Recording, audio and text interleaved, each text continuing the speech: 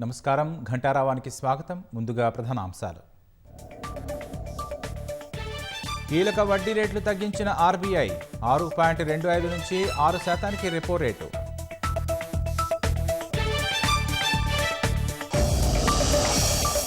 ప్రపంచ అనిశ్చితితో రూపాయిపై మరింత ఒత్తిడికి అవకాశం. 2025-26లో 6.5% వృద్ధికి ఆర్బీఐ అంచనా. హయత్నగర్ షాపింగ్ మాల్ పై నుంచి దూకి వ్యక్తి ఆత్మహత్య. నిన్న అతని భార్య బలవన్మరణం. పోలీసుల విచారణ.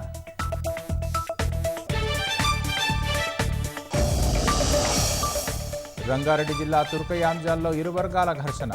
రాళ్లదాడిలో పలువురికి గాయాలు. 2 బైకులు దగ్ధం.